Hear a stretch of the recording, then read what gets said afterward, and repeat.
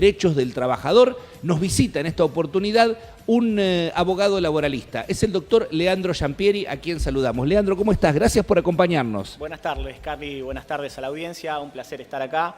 Un gusto. Gracias por la invitación. No, al contrario, el gusto es nuestro y va a ser un placer compartir con vos los próximos minutos. Bueno, se ha producido una situación bisagra en la historia del derecho laboral en la Argentina y una reforma que no pudieron hacer desde el regreso de la democracia ni Alfonsín, ni Menem, ni de la Rúa y ni Mauricio Macri. Bien, se viene con todo esta gente, con muchos cambios no técnicos, sino un cambio de paradigma. Vienen a tratar de imponer una quita de derechos laborales por los que tanto han luchado los trabajadores. Así que cambios sustanciales que se viene a dar esta reforma que aprobó el Senado. Que ahora no modificaciones, no reformas, quita. Lo llamás quita. Y un debilitamiento. Un debilitamiento. Un debilitamiento de los derechos. Quizás no es la quita total. Dicen, hay esto, hay aquello, está este derecho, está el otro, pero son todos débiles. Todos derechos débiles que sacan esa fortaleza que le daba la ley de contrato de trabajo apoyada en la Constitución Nacional y en los instrumentos internacionales de jerarquía constitucional y la Organización Internacional del Trabajo. Esa fortaleza que le daba al trabajador en ese poder de negociación que podía tener el trabajador se ven claramente debilitados con esta reforma que impulsó el Senado, que aprobó diputados, que ahora vuelve al Senado. ¿Por qué? Vamos a empezar por esto. ¿Por qué el derecho laboral, si bien regula relaciones entre personas, está dentro del ámbito del derecho público? Bien, el derecho laboral tiene esa cuestión híbrida que viene a regular las partes del contrato de trabajo como el empresario y el trabajador. Y acá no hay una relación entre iguales, Carly. Ajá. No es un contrato civil y comercial. De ahí el hecho de la intervención estatal. Exacto. Y por eso se transforma en derecho público. Exacto, Carly. Entonces, esta rama del derecho que viene a regular esta situación entre partes desiguales y este principio de la Constitución Nacional tan importante que es el principio protectorio, que a partir de esta reforma se está debilitando y bueno, va a cambiar mucho la situación de los trabajadores. Como especialista en derecho laboral, ¿qué le encontrás de particular o qué le encontrás a esta ley que te permite afirmar lo del debilitamiento? Bueno, hay varios puntos. Los más conocidos, por ejemplo, que se han tratado en los medios tradicionales. Indemnización, la baja de indemnización, vamos a profundizar. Vamos a hablar de banco de horas, que viene a reemplazar las horas extras. Se reemplaza tiempo por dinero. Vamos a ir al supermercado a decirle, no, yo trabajé más, te quiero comprar con este tiempo que hice, no me van a vender nada, ¿se entiende? Sí, sí, claro. Lo hacemos en el ejemplo, tiempo no es moneda de cambio. No, y en esta época de inflación es perjudicial. O sea, el trabajador, ¿qué prefiere hacer? 1 o 2 horitas de más en el laburo. ¿Para qué? Para que aumente ese recibo de sueldo, Carly. Ese es un cambio importante que se viene a dar. Si querés te explico el banco de horas. Sí, por favor, profundizame el banco de horas y indemnización. Bien, también. Banco de horas. Teníamos las horas extras que se pagan 50% más, esto en la ley que hoy está vigente, la ley de contrato de trabajo, 50% más de lunes a viernes y los sábados hasta las 13 horas. Si la hora valía 5, vale 7,50. 50% más esa hora extra, plus a las 8 horas diarias y a las 48 horas semanales, que es la jornada de trabajo legalizada por una ley que es de 1929, la ley de jornada. Esta ley, que se llama de modernización laboral, no modificó nada de las 8 y las 48 horas semanales, a contramano de lo que viene sucediendo en otros países. Por ejemplo, ayer tuiteó Lula da Silva, cómo viene trabajando Brasil en la reducción de la jornada. En México, reforma laboral, se baja la jornada a 40 horas. Y en Europa también, ni hablar en los países nórdicos, Dinamarca, Suecia, Noruega, que tienen jornada de 36 horas. Bien, volvemos, banco de horas, horas extras.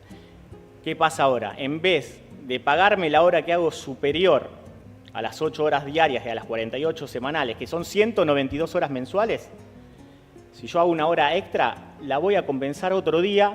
El empleador va a decir, bueno, hoy te quedás 12 horas. Hoy domingo venís a trabajar y te quedás 12 horas.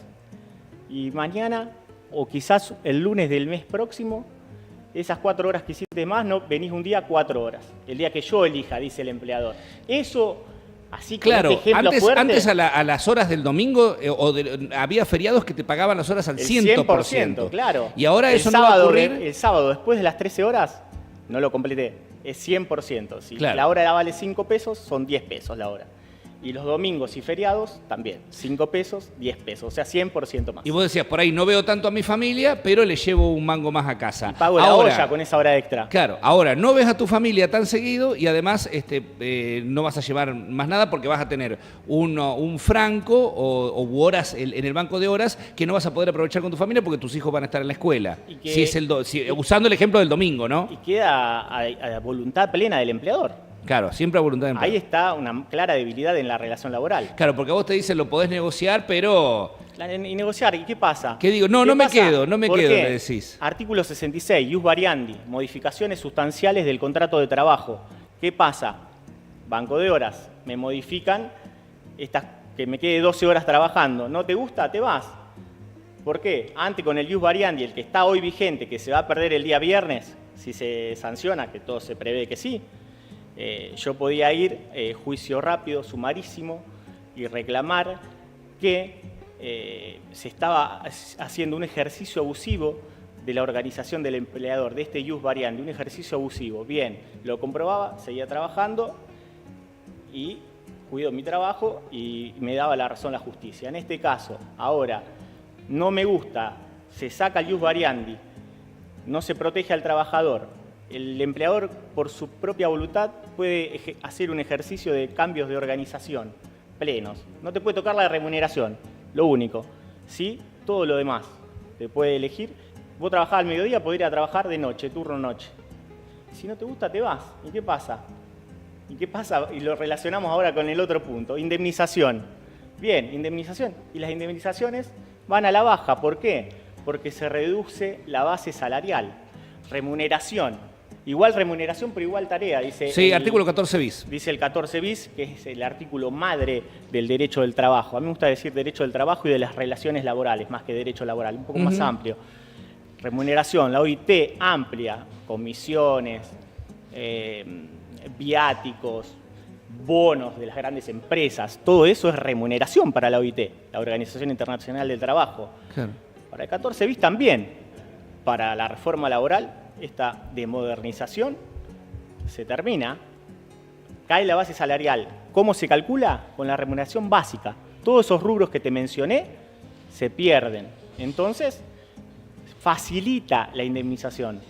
Y en la ley de hoy... La barata. La barata, obviamente, la disminuye, le hace más fácil al empleador decir, listo, ¿no te gustan mis condiciones? Te vas, llamo a otro. ¿Por qué? También hay gente necesitada, ¿no? Va a jugar con eso. Con la necesidad hay muchos desocupados. Les alta la tasa de desempleo. Claro, Bien. sí, sí. De indemnización barata. Eso es un debilitamiento claro. Por eso te digo, no saca derechos, te los debilita, pero demasiado. Me decías, hay otros puntos que querías desarrollar. Por ejemplo, el tema del FAL. Bien, el FAL, el Fondo de Asistencia Laboral. Este es un tema económico laboral donde viene a hacer este fondo a tomar las contribuciones. El empleador tiene que hacer las contribuciones a este fondo de asistencia laboral para poder luego requerir ese dinero que va depositando y se va juntando en el FAL, qué nombre, Sí, parece sí, que sí, lo puso Patricia Bullrich. Nombre de fusil. Sí, nombre de fusil que apunta contra la cabeza a los trabajadores, digamos, en este caso. Ese 3% van aportando de la masa salarial los empleadores y luego tienen, si despiden a un trabajador, despido sin causa, toman el dinero de ahí, que va surgiendo. ¿De dónde sacan ese 3%? Se lo sacan a ese aporte que se hacía previsional para la jubilación del trabajador. O sea, ¿cómo vamos a financiar la indemnización con la plata de los jubilados? Claro, y que aportás vos en lugar de que los aporte el empleador retiene, en vez de retenerte para el aporte, te retiene para te lo echarte. retiene para la contribución. O sea, vos mismo haces ese aporte. Y la pregunta que me hicieron, que fue interesante, y lo charlábamos detrás de cámara, ¿qué pasa si el trabajador nunca es despedido? O sea, claro, se la pasó aportando esos aportes que le quedaron menos para la jubilación, fueron a un fondo de asistencia laboral que nunca va a requerir el trabajador. Claro. Sí lo va a requerir el empleador para otro.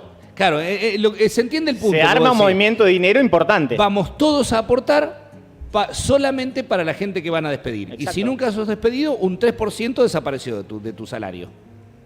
Porque antes era para que desaparece la jubilación futura, diría de yo. tu jubilación. Porque ese 3% tampoco te venía en mano. Pero después lo tenías Pero en tu era el jubilación. aporte que iba a la... Claro, pero él va a tener un 3% menos ahí. ¿Y qué pasa con eso que se mencionaba acerca de los trabajadores hoy informales, de plataformas? Bien, trabajadores de plataforma, un profesor los llamaba trabajadores a demanda. Claro, on demand, como dicen ahora. Trabajadores on demand, a demanda. Y también proponía que tuvieran un sindicato con app digital. Era la propuesta de este profesor. ¿Qué pasa con estos trabajadores? Esta reforma laboral aquí hace una actuación de vanguardia, digamos, porque legisla que los trabajadores de aplicación no son trabajadores. ¿Qué son? ¿Empresarios? Claro, ¿Pymes? lo pone en la situación de igual a igual con este muchacho que habló en las reuniones de comisión laboral, Claro. que era el Sí, sí. CEO de Rappi, Sí. que él sí está en relación de dependencia con Rappi. Es el CEO y está Claro, en relación de es dependencia, tiene es recibo de empleado de sueldo, Rappi. tiene RT, Aportes jubilatorios. tiene todo. Y debe tener una buena remuneración, igual remuneración por igual tarea. En este caso se legisla que no son trabajadores, a contramano de lo que pasa en países como España, que existe la ley Riders, que le da derechos a estos trabajadores, que son trabajadores. ¿Por qué? Hay un algoritmo que da las direcciones, que organiza el trabajo, que se tienen que conectar para empezar a trabajar. Hay órdenes, hay un régimen de organización, Claro. hay relación de dependencia técnica, jurídica y económica. Entonces creo que los trabajadores de aplicación son trabajadores. Esta ley dice expresamente, legisla que los trabajadores de aplicación no son trabajadores. Es decir, mantienen el mismo régimen que ahora. Tienen porque una relación de contrato civil y comercial. Claro, una con locación de con la servicio. aplicación. Son iguales. Claro, O sea, sí, sí, el sí. que va en la bicicleta es igual al CEO de Rappi, según esa lógica. Claro, lo que hacen es una locación de servicios para la ley. Exacto, trabajador independiente, Independiente. autónomo. Le ponen autónomo y no es tal, digamos. Tampoco es tal. No. Bueno, en lo que hace, porque lo que se dice es, se respeta la semana de 48 horas. ¿Esto es así o eso está medio traído de los pelos? No, bien, la ley de jornada no se ha tocado. Esta ley que yo te decía, ley de jornada, que se integra a la ley de contrato de trabajo, pero es una ley aparte de 1929. El gobierno de Hipólito Yrigoyen. el último. Ley de jornada laboral, 8 horas semanales, 48 horas, 8 horas diarias, 48 horas semanales, 192 horas mensuales. Pero bueno, viene con una que ha quedado vieja. Esta sí quedó vieja. Si es modernización y no tocamos una ley de 1929, ¿a dónde está la modernización para el trabajador en este caso? No, ¿Por claro. qué? Yo digo, ¿qué pasa en el mundo? Y en la región, Chile incluso, 42 horas semanales. México, lo repito, 40 horas semanales. Pero no es trabajar menos, son vagos, no. Se trabaja menos y está probado, Carly, que se produce más. Y ahí hay que aumentar. Para que Claro, haya más el- empleo, productividad. El resultado es, claro, lo que te genera ese Exacto. trabajador y no la cantidad de horas que Se pasa. ha probado en que el- trabajadores más descansados, incluso hay jornada laboral de 4 días en otros países. que después se puede 4 estudiar días, eso. menos horas, pero producen más que los que trabajan las 48 horas semanales. Bien, son avances que se van dando, digo, a nivel mundial, ¿no? Una cosa que a mí me preocupa mucho, Leandro, esto en serio, realmente no se ha hablado demasiado, pero el tema de la vuelta del pago en especies, realmente a uno le trae remembranzas de lo que era en una época el almacén de la estancia, el almacén de la compañía, como dice la canción 16 toneladas de los plateros, que dice le debo el alma al almacén de la compañía, porque te daban el bono y después nunca llegabas con tu sueldo a cubrirlo. Me trajo esa reminiscencia. Bien, o los conocidos ticket canasta. Bueno, de los claro, 90, el noventoso. moderno es noventoso, Yo era sí. joven ahí, era niño, iba a la ¿Te acordás? primaria, Ticket canasta, pero ticket restaurante, había otro más. hemos no me estudiado acuerdo. fallos que han mencionado este pago con ticket canasta, que le pagaban al trabajador, era parte de la remuneración, del Pero sueldo. dice que le pueden pagar con alimentos, o sea, toma, acá tenés el sueldo de la Está semana. descrito en la ley, queda a voluntad del empleador el pago en especie y habla de salario dinámico, ya en contra de este salario mínimo vital y móvil, igual remuneración por igual tarea, que es lo que establece el 14 bis, la Constitución Nacional. Y también por debajo de los estándares internacionales de la OIT, que habla de remuneración, y en remuneración incluye a los bonos, incluye comisiones, incluye viáticos, incluye propinas. ¿Qué pasa con los gastronómicos que cobran 50% algunos en mano, y hacen parte del sueldo también mal hecho las propinas? Hay muchas cosas para discutir. Por eso preocupa muchísimo, porque además, ¿qué ocurre si una persona, es decir, te quita la libre disponibilidad de tu sueldo? Porque si yo decido, qué sé yo, ahorrar, no puedo ahorrar con alimentos. Los tengo que salir a vender. No entiendo. Y nos da la pauta de que podemos volver al trueque en este caso.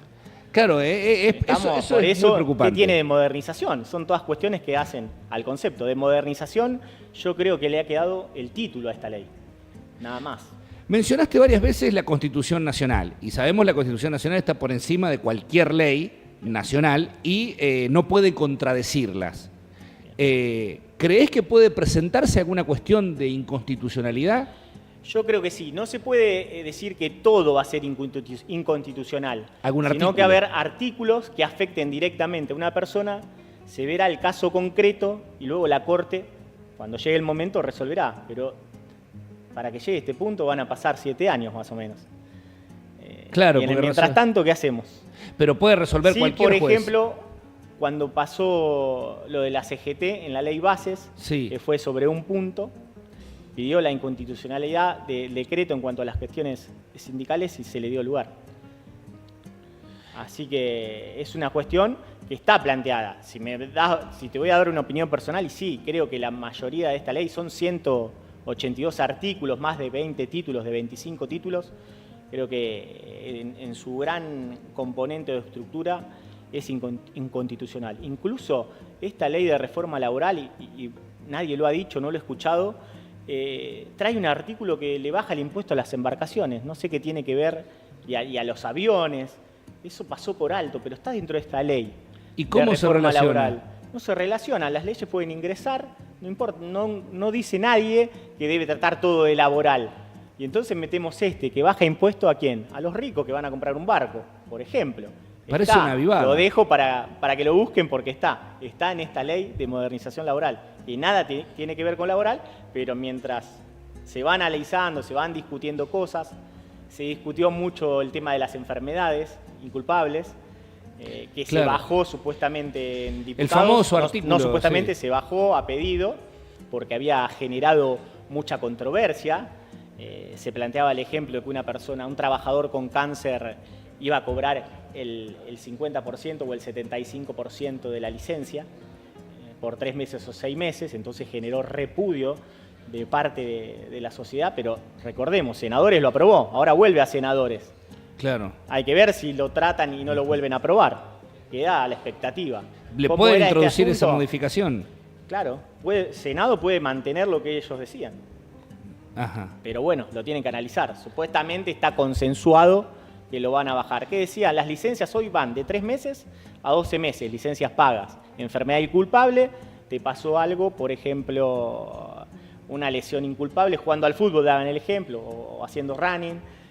Pues también otra persona que tiene una enfermedad mental y de salud mental también puede tener una enfermedad inculpable.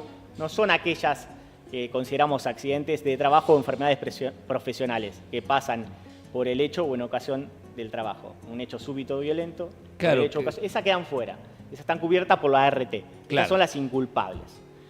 El empleador es ajeno a que suceda esta enfermedad, no es parte del trabajo, pero sí están cubiertas por la ley de contrato de trabajo, que se tiene que pagar el 100% claro, del era salario la clásica, cuando no vas a trabajar. Mira, no voy porque me quemé la mano con la olla. Exacto. Ayer cocinando o no voy la porque cena. tengo gripe y no quiero contagiar a mis claro. compañeros. Es solidaridad, digamos. No quiero ir a contagiar a otro. Bueno, esto obligaría a ir a estas personas a trabajar igual y cobrar 75%. Y si te lesionaste haciendo una actividad que vos te representás que podías lesionarte, como es jugar al fútbol, te pagan el 50%. ¿Por qué crees, esto ya te corro de lo jurídico y te llevo a lo político, ¿por qué crees que hubo tanta desesperación por aprobar esta ley? Tanto apuro. Yo creo Fíjate que todavía no comenzó el ciclo de sesiones ordinarias del Congreso. El análisis político y de lo que uno puede ir leyendo o estudiando, temas por fuera, digamos, del derecho laboral, sino más bien electorales políticos.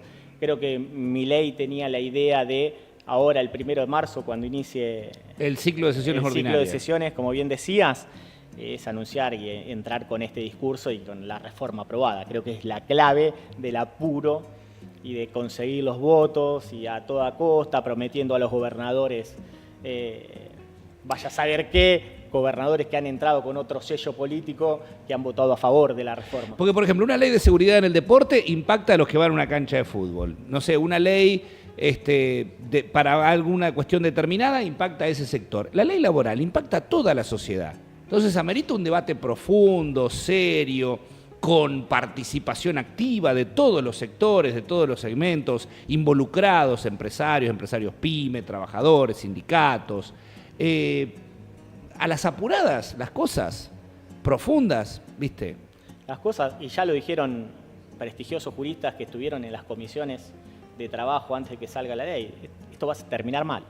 Hay 14 millones de trabajadores registrados, 21 millones de trabajadores no registrados que se dedican y no están en relación de dependencia, eso significa estar registrado o no, pero sí son trabajadores, o sea, mirá a toda la gente que afecta esta reforma laboral. Claro, eso es lo que digo, tiene un impacto muy grande en la sociedad.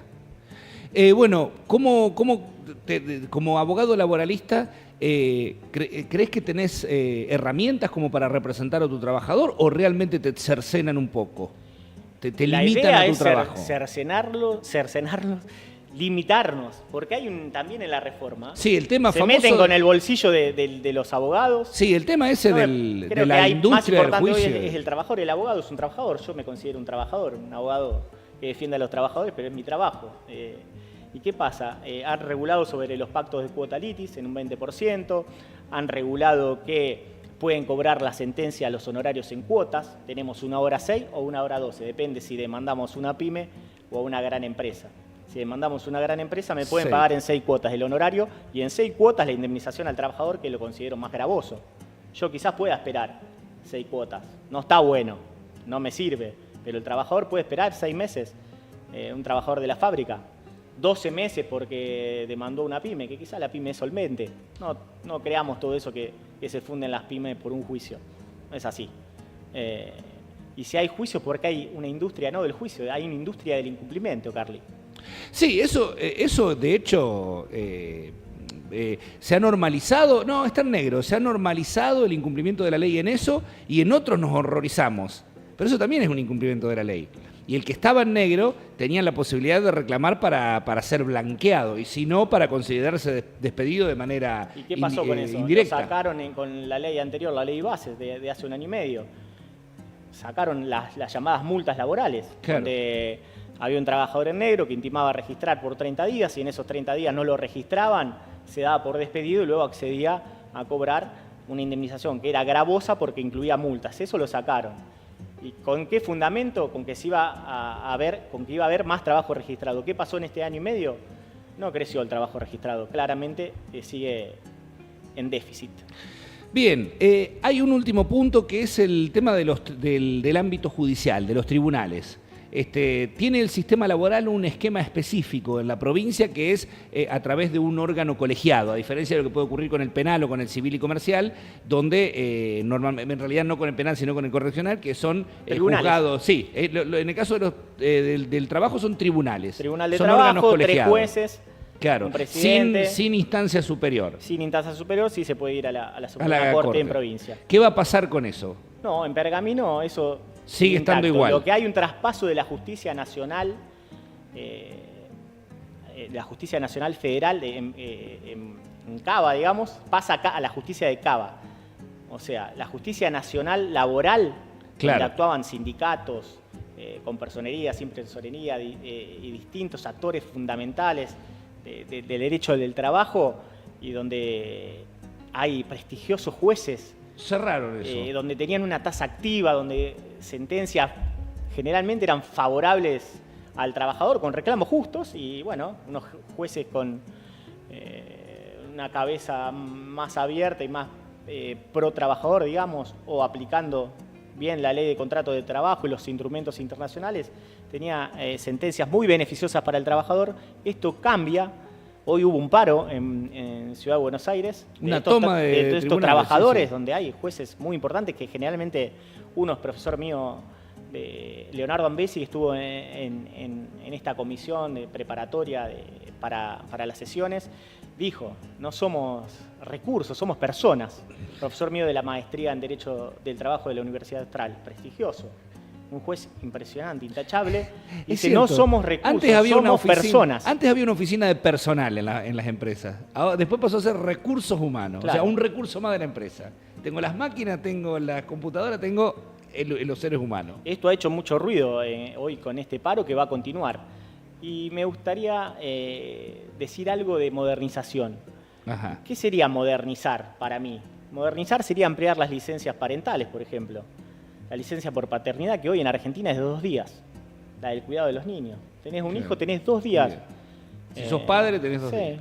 Si se muere un familiar, tenés 2 días. No es igual que para cuidar un hijo, siendo padre. No, ¿qué pasa en el mundo con esto? En Suecia te dan 400 días, más de 1 año de licencia para que puedas estar con tu hijo. No vengo a decir pidamos 400 días, pero 2 días es ínfimo. Creo que modernizar está ahí. Aumento de licencias parentales, en dar lugar a la inteligencia artificial. ¿Para qué? Para más acortar los tiempos. Ahí podemos acortar tiempo con la inteligencia artificial, bien usada esta herramienta. Para contemplar a los trabajadores de aplicaciones. Exacto. Eso sería modernizar, no decir que los trabajadores de aplicación no son trabajadores. ¿Qué sería modernizar? No sacar entera la ley de teletrabajo. Esta reforma viene a sacar entera la ley de teletrabajo, el home office, que se reguló en 2020, en la pandemia, 2021, ahí por la pandemia. Que era súper moderno. Elogiada por todos, digamos. Hoy la sacan y no se está hablando de esto, Carly. Bien. O sea, que si trabajas en tu casa tenés que pagarte el internet, comprarte la compu, prenderle el aire, pagar la luz, y si te caíste yendo a buscar cuando ibas al baño, y no tenés seguro ni RT. Esto es lo que sacaron y lo que quieren con esta reforma laboral 2026.